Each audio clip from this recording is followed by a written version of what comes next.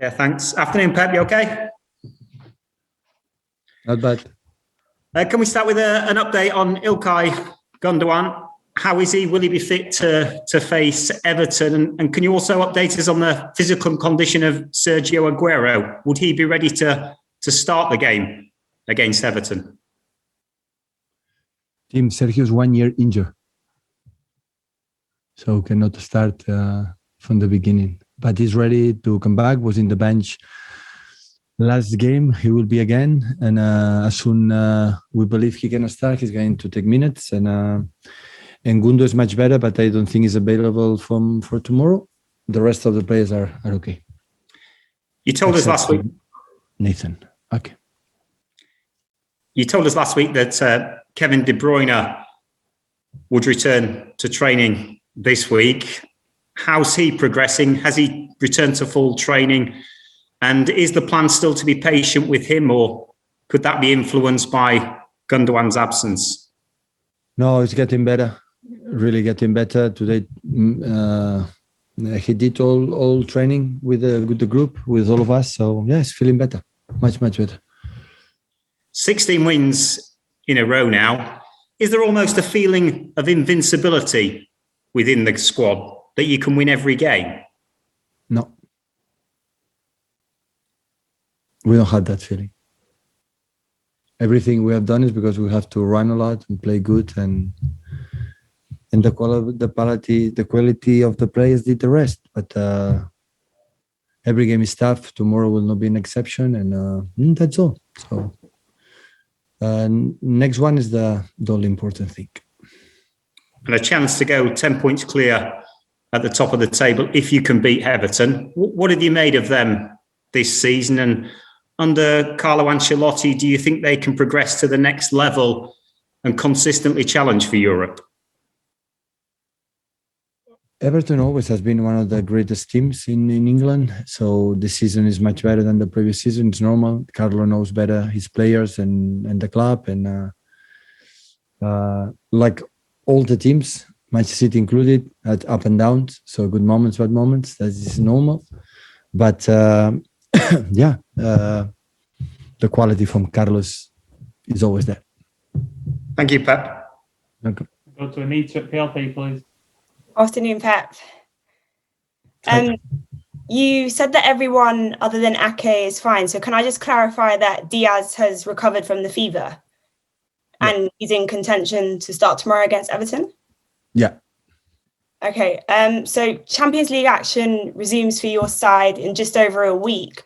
How does preparation for that first leg of the knockout stage impact your team's selections for these two league games before then? No one thought about Borussia Mönchengladbach. I know we are going to face them, but no one thought. So what we have done so far is because we were able to think the next one, and next one is Everton. We are not able to think about Arsenal, and after Arsenal, in London we have time to not much because just 3 days you have to travel, but we're going to think about Borussia Mönchengladbach. See, this is only no one thought, honestly. So Everton is the next one. So can we expect to see full strength squads in both those games then before the Champions League? Well, you know that I try to involve all the players, so I rotate a lot of players. It's the only chance we have to be everybody involved and everybody fit for the old competitions and all the games. So since a long time ago, we have every 3 days, 4 days, every 3 days, 4 days. So we need everyone. And in these two games, I'm going to try to play as much players as possible. So, but not just for the fact is Borussia Mönchengladbach, just for the fact that I love to let them play as much as possible, all my players, and will not be an exception the next 2 days, 2 games. Okay, so your team have only conceded 3 goals in the league since the loss to Spurs back in November. I mean, how much of a selection headache are your defenders giving you at the moment? Always I have headache to choose the best selection, the best 11. Yeah, for sure. But at the end, it's not just about the back four. Everybody's involved, but we cannot deny the back four.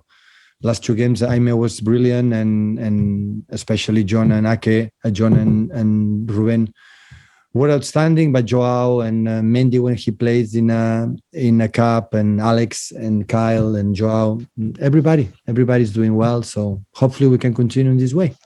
So our secret is to be consistent behind. Good game plan, and try to attack as much as possible and win games. Ian at TalkSport, please, guys. Hi, Pep. How are you?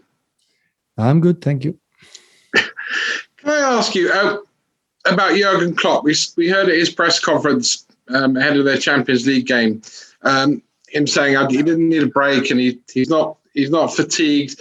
You went through similar things to what Jurgen Klopp has gone through this season. You went through them last year in terms of both personally and also professionally. Do you have some empathy for Jurgen and some sympathy maybe for him as well? A lot.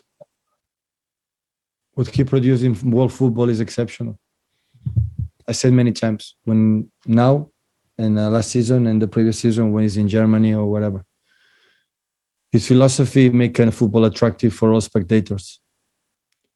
He always want to produce joy to the fans, to the world football, for football attack, and there's no doubts about this. But the good moments and bad moments always we have, all of us. So there is no manager or club like can sustain seasons and seasons and seasons and seasons and seasons winning. Will be boring. So sometimes you have to lose to realize, and sometimes it's so effective. Sometimes you have to lose a little bit. I speak personally from my point of view. I don't say for my colleagues. Sometimes it's good lose, or seasons not good enough to realize how difficult it is everything. And when you come back and try to win some games, you give more credit and more value, or more satisfied what you have done or you are doing. In a way, I mean, as it's been already stated, you can go 10 points clear by beating Everton. You've won 16 games in a row. But in a way, as the great form of this season, has some of that come from last year, whereby your team at times didn't hit the heights or the perfection that you normally ask of them? You never get the perfection, first of all. So what we have done, honestly, the 16 games in a row or 10, 11 in the Premier League is a consequence to think in the next one and to prepare as best as possible the next game. This is the only secret. It's not the consequence for many, many things. The reality is the game. So 2 months ago, we were not any thoughts for any person in the English world football we could win the Premier League. And now looks like we are the only contenders to win the Premier League. It's 7 points when you have to play still maybe 14, 50 games. So 45, 48 games, 48 points left still to play. A lot of things can happen. So only in my head is Everton, what can we do? What do we have to do to beat them? That's all.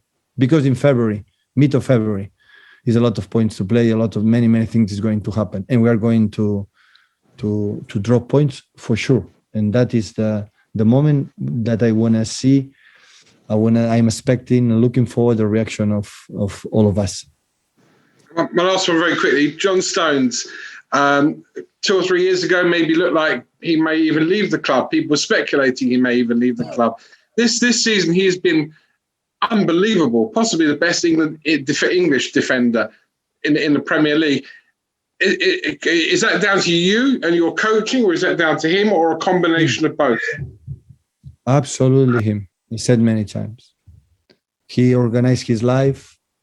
He's incredible professional, and he's not injured. When the previous seasons, every month he was injured, and that's why the problem that we had. And he's an exceptional because he did it. He turned the situation himself. In these situations, the managers cannot help them. He decided to become a football player, a top player, and that's what it is. Guys, now is a good time to raise your hand for the embargo, but we'll just go to Kieran Canning before we do that. Hi, Pep. The Champions League returns tonight, but a number of the ties, including your one against Borussia Mönchengladbach, have been moved to a neutral venue. I'm just wondering, are you in favour of a return to one-legged ties like we saw last year? Because there's a assumption that some of the teams that have had their ties at home moved have a disadvantage? And if it does remain with 2 legs, would you be in favour of taking away the away goals rule? Because there's a situation where Mönchengladbach or Leipzig or any team that's had their home tie moved could go out and away goals despite not playing a game at home. Yeah, of course it is. Yeah, for Mönchengladbach, it would be better to play at home. Last season, we play in Madrid with the spectators, and we play at home without the spectators.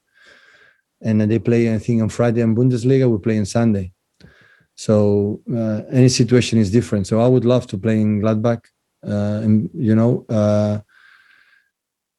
but it's what it is. So it's difficult for me to understand why we cannot fly to Germany and we can fly to Budapest.